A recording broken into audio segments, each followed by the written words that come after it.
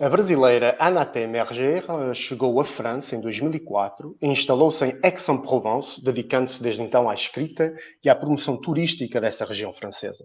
Formada em jornalismo, detentora do mestrado em comunicação internacional, Anaté, ainda no Brasil, trabalhou como jornalista durante 17 anos, 7 deles na Globo, e já a viver no sul de França manteve a ligação à escrita e à língua portuguesa, tendo já publicado um guia turístico e 7 romances, entre os quais o seu mais recente, Uma Primavera na Provence, publicado no Brasil em março de 2021, e cuja tradução francesa, En Printemps en Provence, foi lançada pela edição de Poisson Bolland no mês passado. É um romance ao nível das melhores doramas asiáticas, vamos já falar disso, e que liga a França e a Coreia através da relação entre uma professora de francês e uma estrela de K-pop, a música pop sul-coreana. Olá, Naté, bem-vinda. Olá, Nuno, muito obrigada pelo convite. É um prazer enorme estar conversando com você e com você que está em casa. Muito obrigada mesmo pelo convite. É um prazer ter-te aqui connosco, Anaté. Anaté, vamos começar aqui por uma palavra estranha, que se calhar as pessoas nunca ouviram falar, que eu disse aqui no fim da introdução, que é as dorama. Dorama. Os japoneses, quando dizem drama, eles dizem dorama, não é? Vamos começar então por influenciar isto, por falar disto que influenciou bastante o teu romance, segundo o que nós conversamos no outro dia. Estas doramas japonesas e coreanas, não é? Que tu viste durante o confinamento.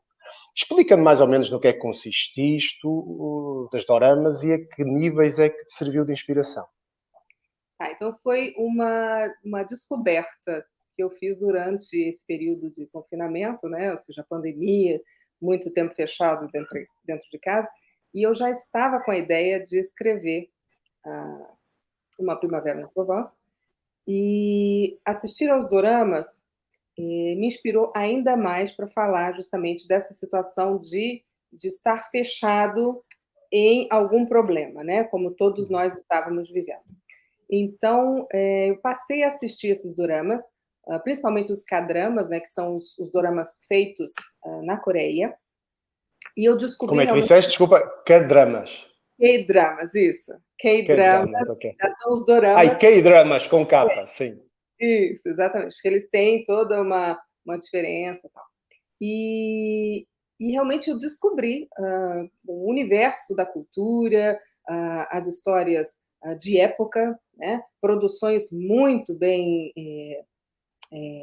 trabalhadas, né? Porque eu tenho que assumir aqui a limitação com relação a esse assunto, justamente por falta de conhecimento, né? Eu nunca Claro, estive na Ásia e não havia realmente nenhuma conexão com a cultura asiática, ah, tirando, com exceção, gostar muito de sushi da cozinha japonesa, né? Eu não tinha nenhum contato com essa cultura. Então, foi através dos doramas que eu comecei a me interessar. E aí, naturalmente, a gente vai vendo as produções que são, na realidade, séries, né? Que duram mais ou menos 16 capítulos e que tem para todo mundo. Então, eu até, inclusive, quebrei essa visão limitada de que novelinha asiática era só romance, era historinha em água com açúcar. Não, tem para todos os gostos, tem fantasia, tem policial, tem histórias de intrigas. Então, são tramas muito bem pensadas, né? Principalmente as mais recentes. Se a gente vai um pouquinho mais atrás, realmente encontra aquelas novelinhas com cara de novelinha mesmo. Uhum, uhum. Mas as mais recentes já têm realmente produções bem de alto nível. E eu me interessei cada vez mais por esse universo. E foi justamente por isso que eu pensei em colocar um personagem, e não apenas um, né? Porque no livro tem vários Nós personagens. vamos já falar deles. Vamos já falar das personagens. Nossa. Eh, Na verdade, o K-drama, vem, como tu disseste, eu não conhecia o termo, vem também dar seguimento desta explosão do cinema sul-coreano que tem acontecido nos últimos meses. Não é? Mas vamos falar então das tuas personagens. Aliás, eu não fiquei Este romance.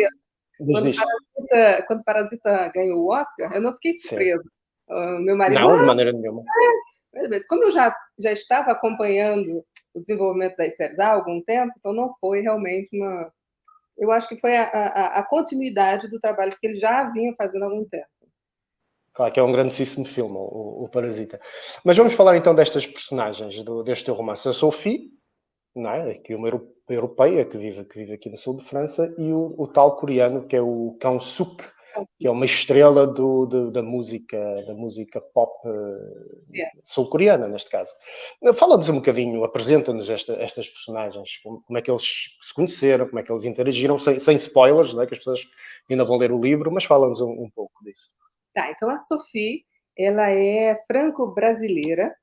Eu queria também trazer um pouquinho de brasilidade para o livro. Esqueci-me de dizer que era franco-brasileira, tens razão. Exatamente. Então a Sophie, ela nasceu no Brasil, mas ela saiu de lá pequenininha, então ela viajou bastante com os pais. O pai dela era professor de francês, então ela herda essa escola de francês que fica em uma fazenda. E, e ela está com um problema para manter a escola, porque ela decidiu fazer uma obra, um sonho da mãe que queria ampliar a escola, ela decide fazer em um mau momento. Ela está passando por problemas também no casamento. Enfim, a situação da Sophie está um pouco complicada no início do livro. Ela tem lapsos de memória, ela está muito magra, ela não sabe muito bem o que ela quer da vida, a não ser manter a escola. Então, é com essa decisão que ela justamente vai cruzar o Kyung-suk, que do outro lado do mundo está vivendo uma vida extremamente estressante, mas por outras razões. Ele começou a ser uma star da televisão e da música bem pequenininho. Foi uma escolha da mãe, que era uma cantora e que passou para ele essa vontade de continuar no mundo do espetáculo. E ele começou a ser um ator e um cantor bem novinho. E hoje ele se pergunta se realmente ele teria seguido nessa carreira se fosse uma opção dele. Então ele não sabe se ele está lá porque quer realmente ou se é porque ele apenas seguiu o que a mãe queria. Então ele também está em um momento de ruptura e ele decide simplesmente, acontece um problema e ele decide sair da Coreia quando ele tem uma crise de glossofobia, que é um problema psicológico, um transtorno psicológico que causa pânico, né? Ou seja, a pessoa ela transpira, o medo é tão grande de falar em público, e ele tem isso justamente num espetáculo, que bloqueia, não consegue se mexer, fica sem respirar. Então, existem sintomas físicos muito complicados que podem atrapalhar a vida normal. E isso não é só para estrelas, tá? É um transtorno Claro. que pode acontecer com todo mundo, que eu descobri, inclusive, trabalhando no livro.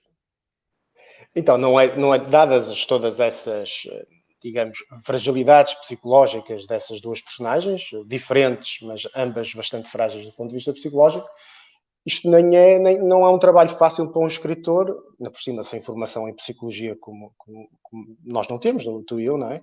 Passar isto para o papel. Como é que tu resolveste esse assunto? Eu sei que tu trabalhaste com duas psicólogas, no fundo, para te ajudar, não foi?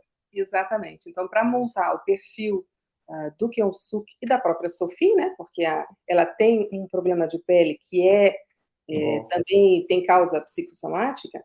Eu conversei com duas psicólogas que me ajudaram a montar esses personagens, né? E principalmente para evitar erros, porque a gente está falando de transtornos que realmente existem e que atingem muitas pessoas, então é preciso ter muito cuidado quando a gente fala desse tipo de assunto.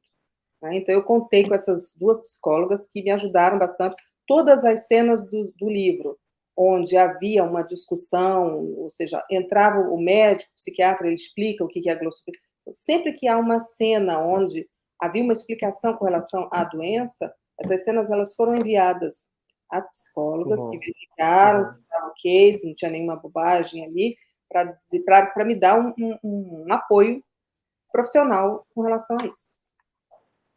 E agora, ganhaste vontade de visitar a Coreia do Sul e a Ásia depois deste livro? Eu já estava com vontade. Não partiste bem do zero, mas não conhecias. Eu sempre tive vontade de conhecer o Japão, porque eu gosto muito daqueles templos, eu acho a arquitetura asiática, né, aqueles templos, acho lindíssimo, mas eu ainda não tive a oportunidade de ir até a Ásia. Quem sabe um dia, né? Quando eu estava começando a pensar e aconteceu toda essa confusão. É melhor esperar um pouquinho, né? Mas eu realmente fiquei com vontade de conhecer, porque o Brasil eu já conheço bem, então por que não? Pronto, tu és bicontinental neste momento, portanto, viveste parte da tua vida no Brasil, E agora vives em França há 20 anos, não é? Mais ou menos isso. Bem No sul de França, que não escolheste Lille, nem a Bretanha, foste para, para o sul de França, foi uma boa escolha. então E família daqui, então eu vim direto para Aix-en-Provence e fiquei. Então, desde 2004 que eu estou aqui. 2004, quase 20 anos, sim. Fala-nos, e tu fazes também um trabalho de promoção, tu tens um site na internet em que fazes a promoção turística da região, que é uma região belíssima e que atrai também muitos asiáticos, nomeadamente chineses, por causa lá de uma série chinesa em que apareceram os campos de lavanda, não é? E eles agora vêm aos magotes ver os campos de lavanda. De onde é que vem esta tua paixão pelo sul de França? Como é que desenvolves o teu trabalho? Que implicações é que tem? Fala-nos um bocadinho disso.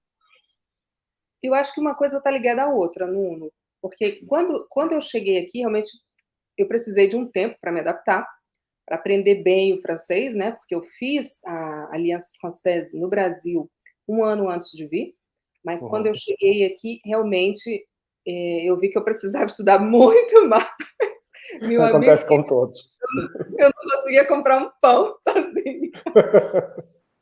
Então, eu tive que estudar bastante. E estudar a região foi uma maneira muito interessante de aprender o francês. E havia no instituto onde eu aprendi o francês, havia cursos justamente de cursos sobre a Provence, sobre a vida provençal, as curiosidades, as lendas. Então, eu comecei no próprio instituto, lá em 2004, a me interessar por esse lado da Provence.